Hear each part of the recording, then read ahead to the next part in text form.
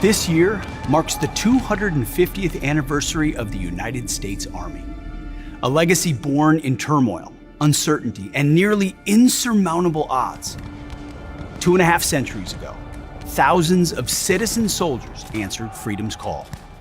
At a moment when tyranny tried to dim the spirit of an emerging nation, our first heroes forged an institution whose strength, sacrifice, and enduring resolve have come to define our republic.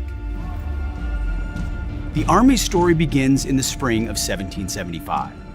1 month after the Massachusetts militia humbled British regulars at the battles of Lexington and Concord, America's colonial leaders assembled in Philadelphia for the Second Continental Congress.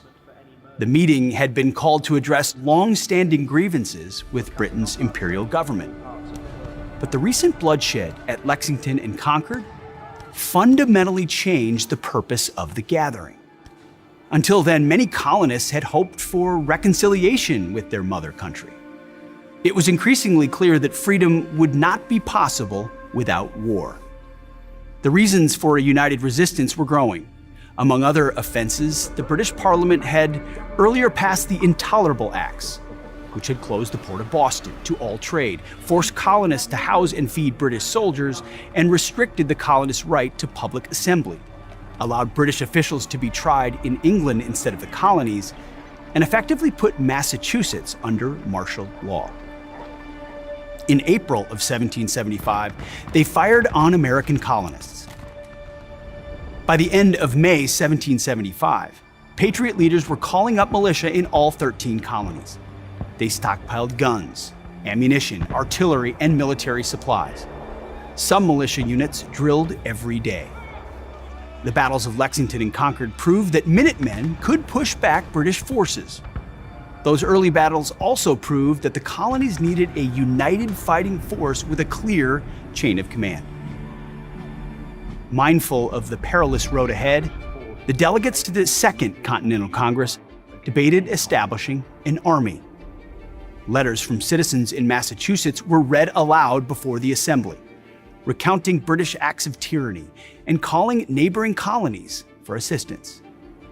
As the Provincial Convention of Massachusetts wrote in a letter to the Continental Congress on June 2nd, quote, "We tremble at having an army established here without a civil power to provide for and control them." Having received reports that British troops would soon arrive in great numbers in New York, the Continental Congress directed that if the British were to commit hostilities and invade private property, the inhabitants should defend themselves and their property and repel force by force.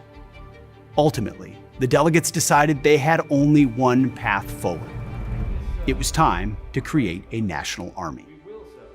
On June 14th, the Second Continental Congress voted to establish the Continental Army. The official record read, "Resolved that 6 companies of expert riflemen be immediately raised in Pennsylvania, 2 in Maryland, and 2 in Virginia, that each company consist of a captain, 3 lieutenants, 4 sergeants, 4 corporals, a drummer or trumpeter, and 68 privates. That each company, as soon as completed, shall march and join the army near Boston, to be there employed as light infantry, under the command of the chief officer in the army." The message to the British was clear. This was not a regional outbreak of violence. It was a unified act of defiance. The colonies intended to join together to defend their freedoms and, if necessary, to fight for independence. The very next day, the Continental Congress unanimously appointed George Washington of Virginia as Commander-in-Chief. The Congress wrote, "We, reposing special trust and confidence in your patriotism, valor, conduct, and fidelity, do, by these precepts, constitute and appoint you to be General and Commander-in-Chief of the Army of the United Colonies, for the defense of American liberty, and for repelling every hostile invasion thereof. And you are hereby vested with full power and authority to act as you shall think for the good and welfare of the service." That same day, Massachusetts leaders discovered that the British planned to occupy Boston's Charleston Peninsula. On June 16th, General Artemus Ward sent Colonels Richard Grindley and William Prescott with about 1,200 soldiers to fortify the summit of Bunker Hill, overlooking Boston Harbor. The soldiers labored through the night to build a defensive barrier. By early morning, they had erected a strong earthwork position and were joined by New Hampshire Colonel John Stark and his troops. As the sun rose on June 17th, the British noticed the Americans occupied the high ground. The British ships opened fire but could not reach the hastily constructed American positions. British Major General William Howe ordered his troops to assault the hill. The fierce battle that ensued was a tactical victory for the British, but a painful and costly one. The British sustained twice as many casualties as the Americans and pulled back to Boston, where American forces encircled them. American morale was high, and men streamed in from towns and farms volunteering to join. On July 3rd, General George Washington traveled to Cambridge, Massachusetts, to assemble his officers just off the central yard of Harvard College, where he formally took command of the army. The next day, he wrote, "It is hoped that all distinctions of colonies will be laid aside, so that one and the same spirit may animate the whole. And the only contest be, who shall render on this great and trying occasion the most essential service to the great and common cause in which we are all engaged." Washington then began building the new army. His task was not just about assembling men willing to fight, it was about shaping the character of the men who would forge this new nation. Courage alone was not enough. Washington worked tirelessly to instill good order and discipline, secure supplies, and institute rigorous training to produce soldiers who could fight toe-to-toe with the British Army, then the best army in the world.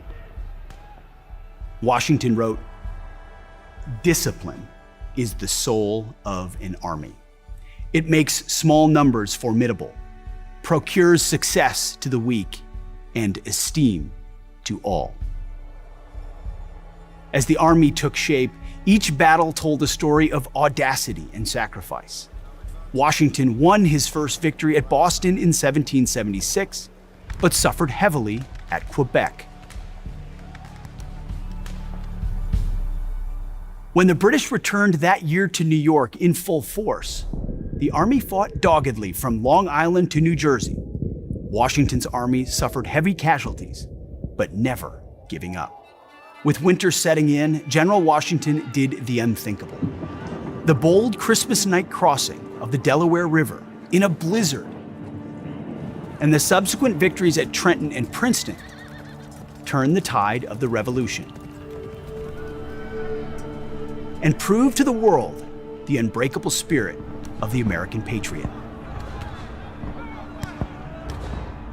These battles were more than military engagements. They were seminal moments that gave birth to our nation. Every volley fired, every battle won, and every sacrifice paid moved our nation one step closer to the promise of self-determination and freedom.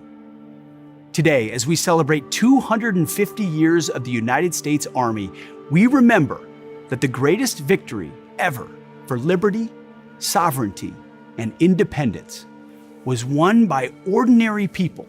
The gallant soldiers of Washington's Continental Army answered the call of liberty and rushed into battle not only for their own freedom, but for ours as well.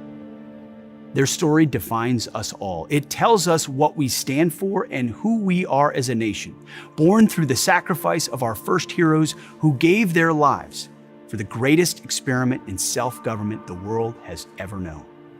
Today, every soldier who dons the uniform guards that sacred legacy, ensuring that the ideals of freedom, duty, honor, and country continue to shine brightly for the whole world to see. The heroes of Lexington, Concord, and Bunker Hill are not long-forgotten ancestors. They are brothers in arms, standing to the left and to the right of us in our formations. To this day, the courage of the Revolutionary War soldier and Minuteman beats in the hearts of every American soldier. These individuals strive every day to build a future that embodies the extraordinary spirit of our nation's very first citizen soldiers. As defined by George Washington in 1775, when he said, "When we assumed the soldier, we did not lay aside the citizen." The formation of our Army is a testament to the power and enduring spirit of a people determined to secure their destiny of liberty. As your Secretary of Defense, I am profoundly grateful to every individual who has served, from the courageous patriots of the American Revolution who won our freedom to the soldiers currently serving around the world, defending our Constitution and way of life. Today, on this momentous 250th anniversary of America's Army, let us honor the legacy of those who came before us by committing ourselves to building a future worthy of their sacrifice. May we always remember that in our unity there is strength, in our courage there is hope, and through our service there is an unbreakable promise to defend freedom for all. As we celebrate this rich history, I invite you to reflect on the enduring spirit that began humbly in 1775. A spirit that, against all odds, forged our nation's independence, freedom, and liberty. This spirit remains the backbone of our nation today. No matter what challenge we may encounter, this spirit will propel us into the future with unwavering resolve. Thank you for joining me in celebrating our shared heritage. God bless you.